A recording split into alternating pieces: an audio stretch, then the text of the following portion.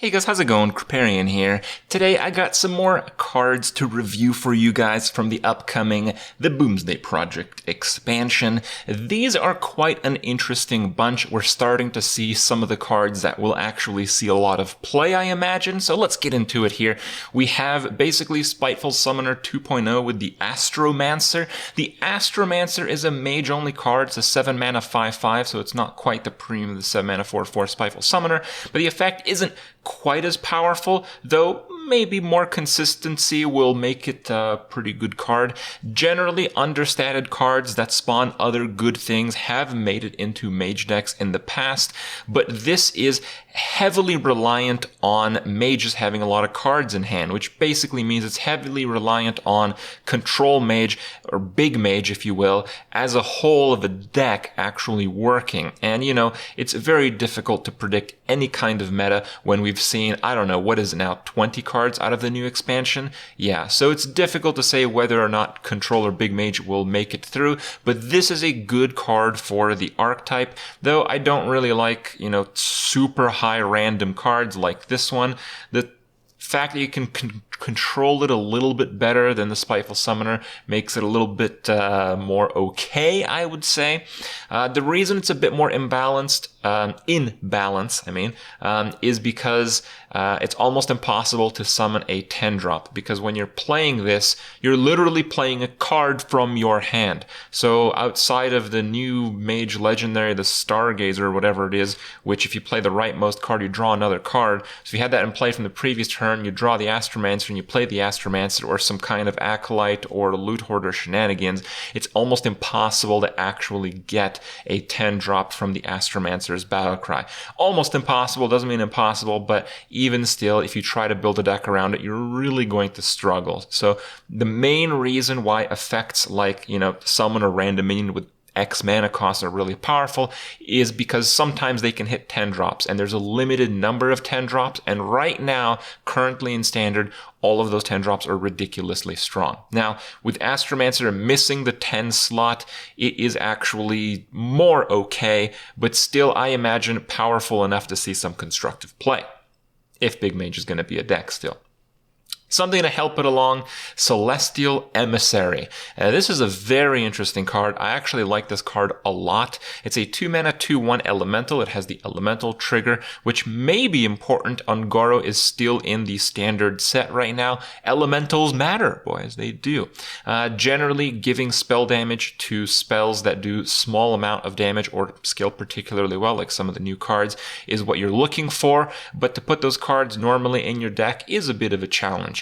I would say this card is often enough worse than Thalnos, but it's not a legendary and can be played in addition to Thalnos. So the idea that you now have multiple strong spell damage triggers might encourage people to play a deck that's filled with spells that scale well off of spell damage rather than strong standalone effects. So even though this card looks innocent enough, it doesn't look that overpowered, it might spawn a new deck, and that deck might be pretty good. It's a deck-defining card, and you know, it doesn't look out of balance. So this is very good card design, I'd say. We'll have to see how it shows up.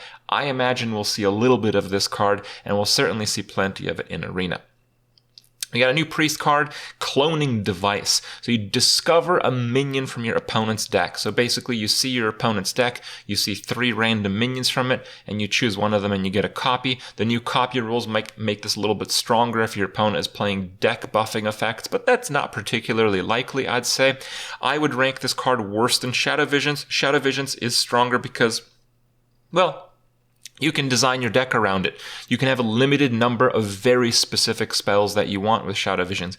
Cloning Device doesn't really work that way. It's up to your opponent, and the mana cost and risk reward and all that is, there's nothing better about Cloning Device than Shadow Visions. Doesn't mean Cloning Device is bad, because Shadow Visions isn't like every priest deck, but I think it will struggle to find a spot in any priest deck, because at least right now, there's so many priest cards that are on a similar power level. It's very difficult to say that this is even any better than any of the current tools Priest has available. So I don't imagine we'll see a lot of this card in Constructed, but it's a fun card, and if there are some notable deck buffing effects, that will certainly change. Now, the title of this video, we have the Annoy-o-Tron returns, whatever it is. Annoy-o-Tron is coming back, guys. It's coming back through the Giggling Inventor. It's a 5-mana 2/1, so it's not a very high stated 5-mana card, and that's going to nerf evolution effects, but whatever, that's not the point of it. You get 2 Annoy-o-Trons, guys. This thing spawns 2 Annoy-o-Trons. The fact that you actually get 2 attack is really good, because, if you're going to balance 3 stats, that's how you're going to want it. It's behind 2 Annoy-o-Trons, and you know what else is behind 2 Annoy-o-Trons? Everything else, your face, just anything. It's an incredibly good stall card. It's an incredibly good, mid-range card. It might even be a very good aggro card. I'm imagining, can I put this into the current Odd Paladin list? Yeah, I think so. I think you could do that. I think this card is actually that good.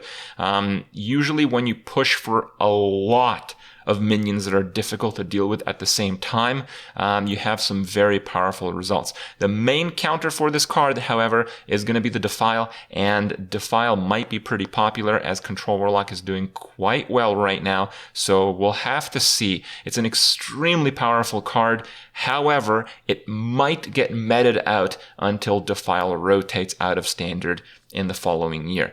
But this is certainly a card to watch out for. Very strong stuff.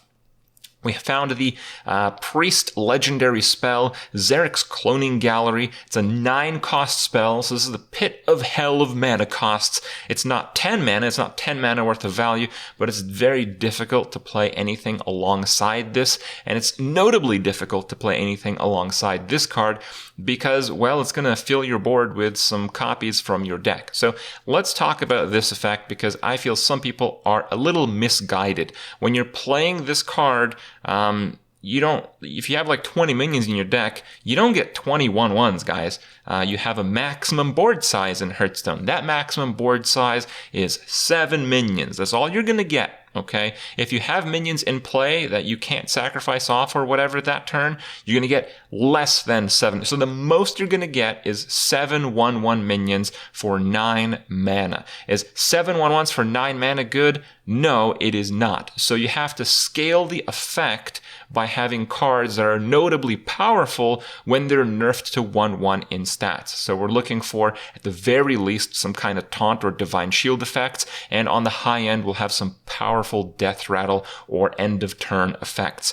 Now, the issue with lining up a perfect combo with this card is that, well, it's going to go off of what's left in your deck. So what's left in your deck when you draw this, when you have 9 mana, when you have a clear board, might not be what you want. You might think you have some crazy spell damage OTK combo, you play this, and you play a Holy Smite that does a bazillion damage to your opponent's face, and you feel good about yourself and all that.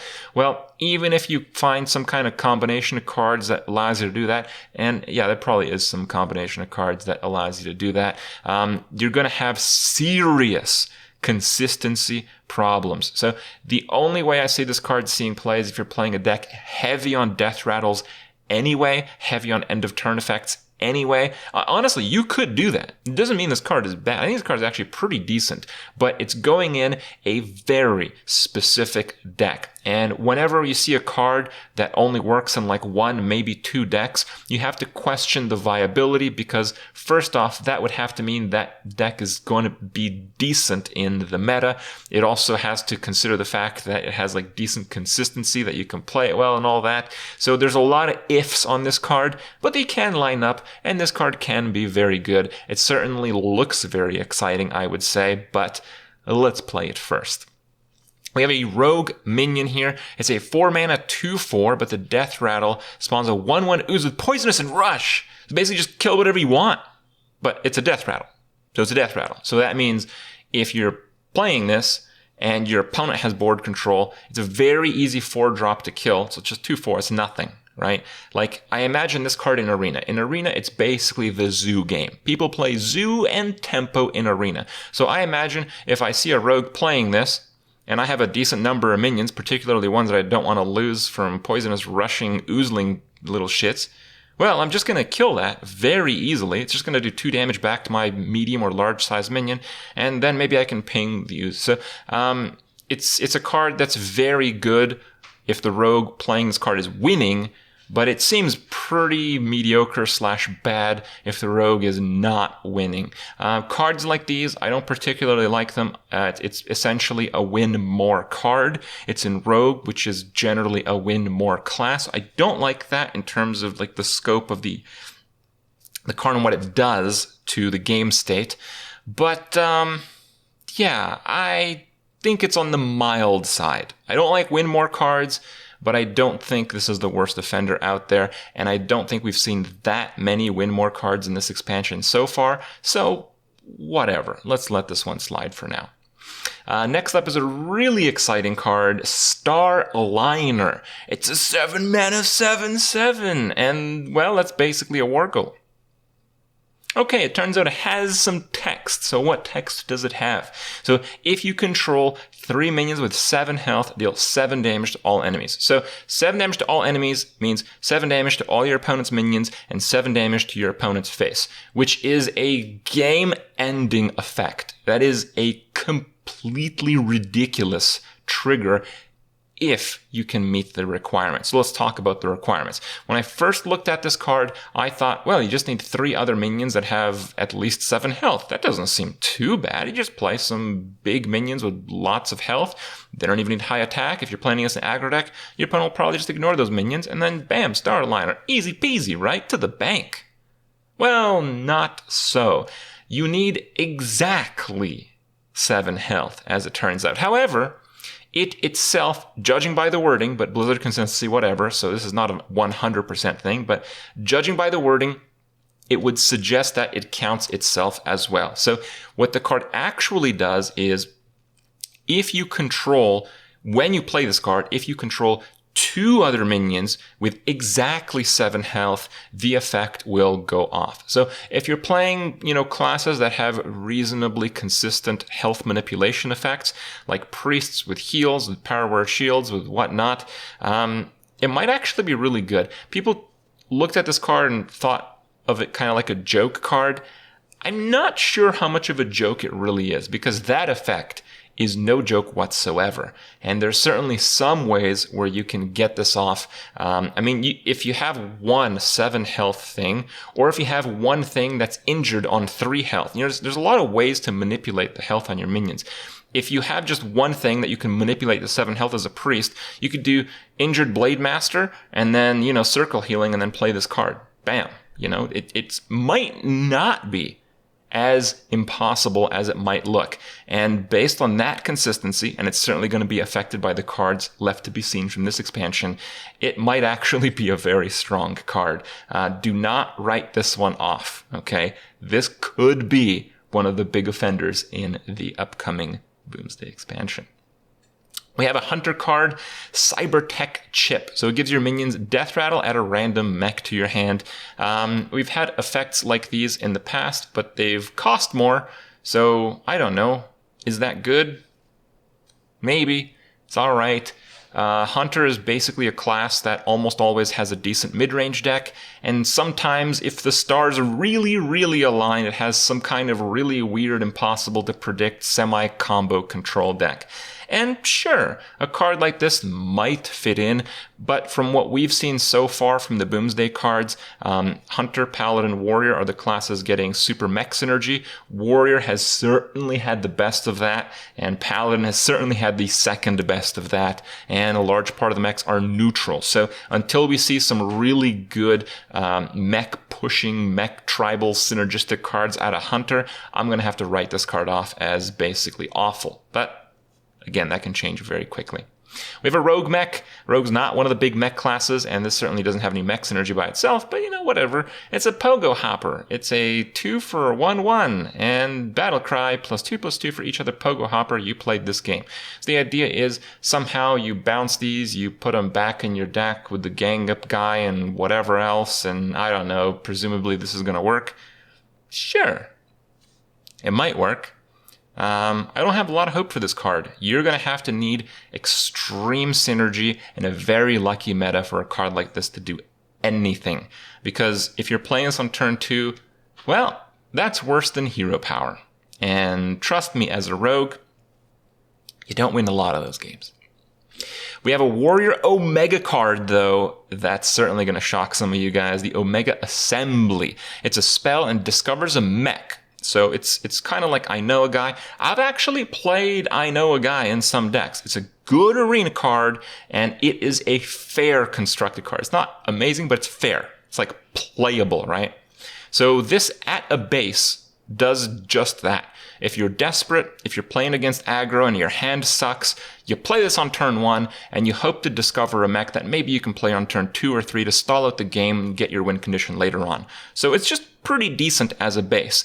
But the Omega effect really goes through the roof. You get 3 mechs. They're all at random, but that's basically like Kabbalah's Tome on, as I tweeted about, a going out of business sale. 80% off. Everything must go. Like, this is insane. This is crazy, crazy. 1 mana, get 3 mechs, and if you're Dr. Boom mode and your mechs have a rush, oh, that's just completely outrageous. So, if Warrior with the mech synergy and the Dr. Boom Warrior hero card and all that seems to work, and trust me, it seems to work so far, this card's going to be outstanding. And lastly, for this video, there's going to be more cards on the way. There's going to be more reviews on the way, so don't worry. But for this video, lastly, we have Gloop Aspirator. It's an 8 cost, 4/4, and it summons a copy of each adjacent minion. So this is a positive positional effect, which is very interesting because what we've seen so far are like the new warrior weapon kind of screws with this card. So if a lot of people are playing this card, then the warrior weapon that allows the minions to hit each other might actually be better than we think. Because if Druid really wants to play 2 powerful minions beside each other and then next turn gloop that shit up, well, that might be a problem if warriors are running those weapons. That might be a problem if you're running up against betrayals and whatnot. It's kind of interesting to see conflicting positional requirement cards. But yeah, we'll see how it works out in the end, I guess. Gloop Slayer is a pretty damn strong card.